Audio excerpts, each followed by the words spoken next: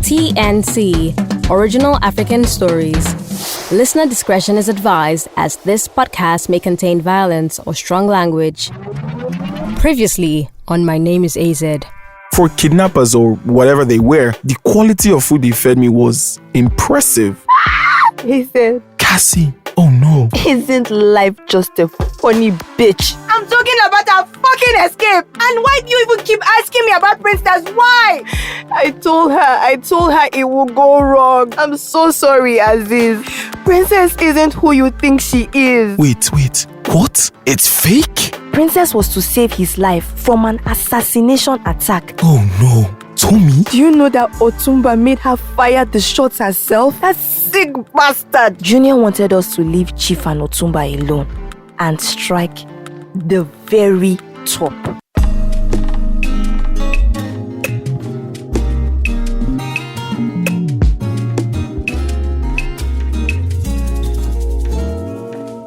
The footsteps coming back towards the door brought me back to the room. I couldn't process all the things Kassy had just told me. It was all too much, too quickly, too unrealistic. Like she was making it up. But she couldn't have thought up all of that just then. Princess was nothing like she had described. I strongly doubt she killed Tomi. No, Princess was too kind, too generous. I couldn't understand any of it.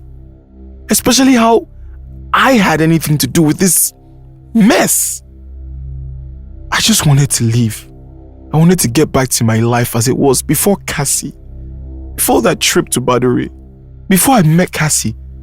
And as the door to our holding room opened, I hoped in my heart that our abductors had realized their mistake and had come to set me free.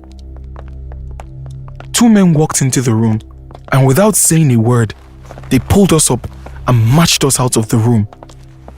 As we walked, Kassy looked at me and whispered, I'm sorry, Azeez. She was barely audible and sounded very defeated. I didn't acknowledge her, even though a part of me felt she was really trying to reach out to me. I drew my attention to where we were. I was blindfolded when they brought me here, so I couldn't make out much. But now, I saw we were walking down a long lobby. Initially, I thought it was a hotel, but as we walked past a couple of portraits hanging on the wall, I realized it was probably a private residence. I didn't recognize the people in the pictures. One was that of an elderly woman, late 60s, and the other, a pretty young lady, probably in her 30s. I couldn't make out the faces even though they somehow looked familiar. And the fact that I was even thinking about them when I was being marched off to God knows where amused me. We got out of the lobby and walked down a short flight of stairs. We went past more and more pictures and even a mantle which had awards and more pictures, and then we finally stood outside a huge arch door. It had two hefty men standing on either side of it. Both men standing by the door had absolutely no expression on their faces. They were both obviously armed and even had one of those CIA-type earpieces on. Naturally, anyone who got to experience this kind of thing would feel some form of fear, excitement, or even adrenaline rush, as this was only the kind of thing we got to watch in movies. I felt neither. I guess I was too tired to feel anything. I took another look at Kassy, and seeing her head bowed, told her story. She was resigned to whatever fate awaited us behind that door.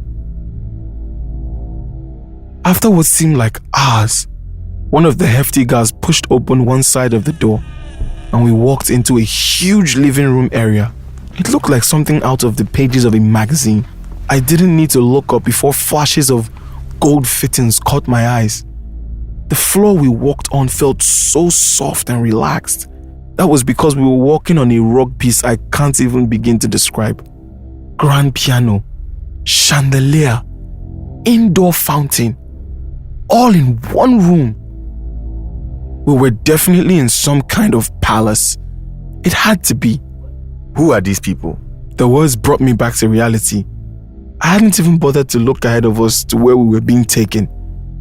I looked up then, and for the first time since my abduction, I felt a huge wave of fear run through my body. In front of us were 8 men, 2 other hefty guards, and 1 young lady. I identified most of them instantly, and so did Kassy. I could tell by the way she reacted.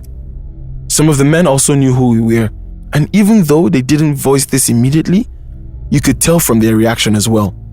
The man who had spoken earlier looked round the table and then focused on a middle-aged man, probably in his early 40s, dressed in a perfect white linen traditional attire, standing not so far away from him. Junior, talk to me. I looked at her just then. She was the only female amongst them, and she was standing beside the man in white attire. A smile grew on her face as Junior began to speak. Your Excellency, sir, it's just as I have told you. It is sad, but the traitors in our midst are people you've considered allies for a long time. But it's even more disturbing knowing that my father is one of them. He seemed to stress the words, my father, and as he did so, Otunba jumped off from his seat and began to rain abuses in Yoruba on Junior. You're an imbecile. Senior, who had also been standing behind them, walked up to him with one hand on a pistol which was tucked into his trousers and merely gestured to Otunba to sit down. He did. I noticed Chief George, who was seated right beside Otunba, shifting inconveniently in his seat. Junior continued speaking. Their plan was very simple. Chief here offered his daughter to my father, who was in charge of providing girls for entertainment during one of their gatherings. She and her partner there, together with their fake contractor. He said this pointing to where I stood with Kassy. We're instructed to take pictures of you with them in indiscreet positions using hidden cameras at the Freedom Warehouse. What? The man who had been seated asking the questions snapped and moved forward while still seated. It was then I saw him clearly. It was the president himself. Yes, I was in the same room with Mr. President. I could not bring myself to process what was going on. I tried not to think too much. I couldn't even think, as I didn't know where to begin. It wasn't just me. I noticed the change in Princess's countenance as she processed what Junior had just said. She took a couple of steps away from where she had been standing beside him, and the look on her face was that of a person who was unimaginably shocked and confused. That isn't all, Your Excellency. That isn't all. Both women have been confirmed to be HIV positive. Ha! Otunba, Chief, what have I done to deserve this? So this is how you would have killed me just like that? Chief George remained quiet in his seat, while Otunba sprang up once again to defend himself, but he almost instantly sat again when he noticed Senior reaching for his gun.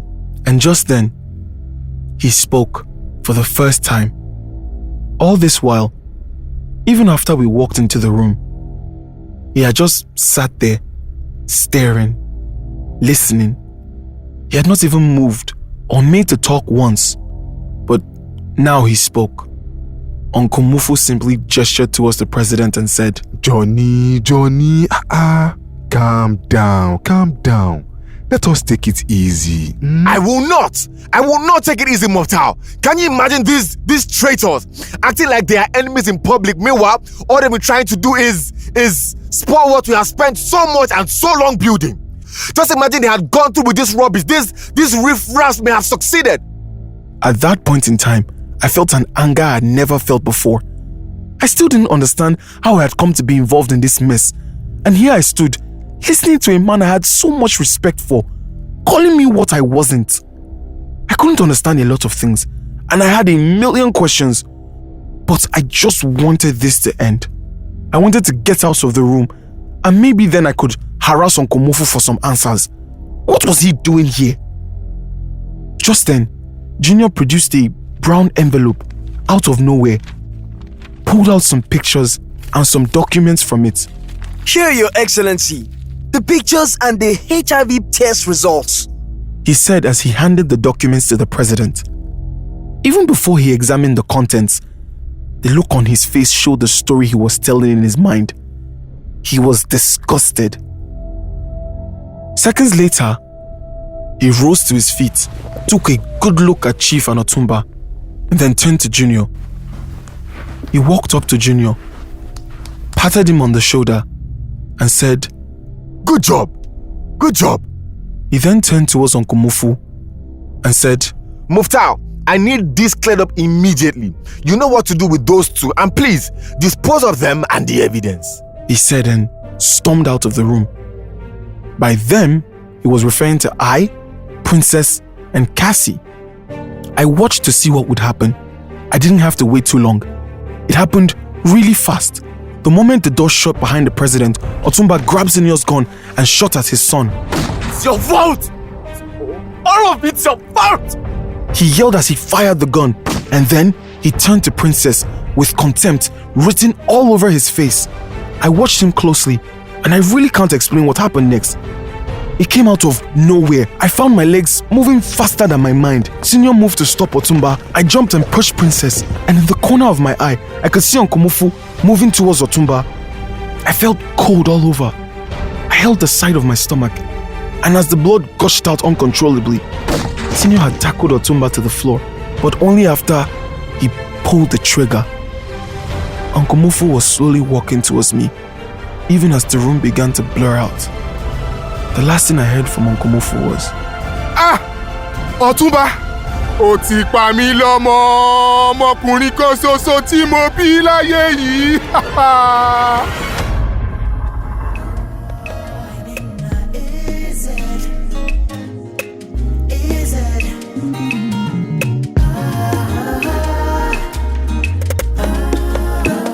My name is A-Zed, oh. My name is A-Zed, oh.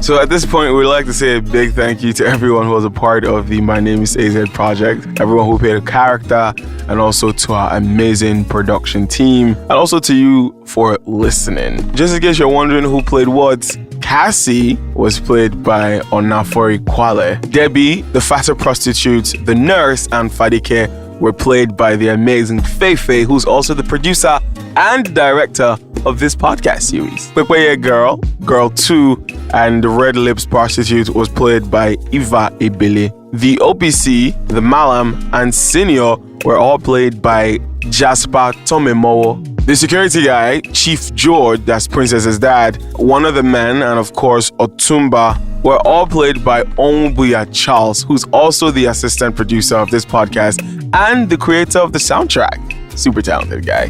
The Arab man was played by Tyeng. Uncle Mufu was played by Ifeoluwa Oladipo. Sheye Sanya played Dare and Junior. Folawewo Ayegbusi Folly Flo played Princess. The voice at the gate, and of course James and Tobi, were played by Osato Edokpaye, popularly known as EDK. The old baba that scared the crap out of us was played by Samson Akomolafe. Tomi was played by Keren Dimkpa. Usman and Officer Matthew were played by Tombari Fetuga. The president himself was played by Peter Amayo. And our beautiful intros for TNC, previously on the My Name is A-Zed podcast, were done by the amazing Ewoma Oyegwa. I'm Ilo with the flow. I played Dr. Okeke, the Danfo driver, the conductor, the two prisoners, and my name is A-Zed. Once again, thank you all so much for listening. Big shout outs to Mr. Wale Adetula, who's also the executive producer of this podcast, and also shout outs to the Naked Convos for the story. Don't forget to listen, like, and share. See, better take some time off and go and visit Kassy in Cameroon. It's not as if you have anything you're doing here. So she can rape me to death, Abi? I said, laughing. And how is that a bad thing, Azeez? No, it's bad though, please. Let me keep chasing my Fadeke jejely. I know one day she will forgive me, and we will be together. Well, if you say so. My own is that you must not dull, Sha. With that, he got out of the cab and closed the door. He looked extra dressy today. That was probably because of the date he had later on tonight. Tobi was quite the charmer, and I blessed the day I called him after all the drama my life had brought me these past few months. You'd never know he had anything to do with helping me get a brand new cab.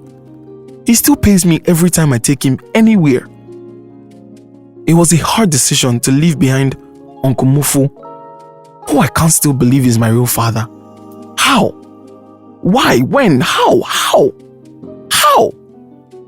And even Princess, and all the comfort they could provide me. But it was the right decision, and one I had so far not regretted. As I drove off, I took another look at Tobi, my banker financier, my friend, and I just knew everything would turn out well.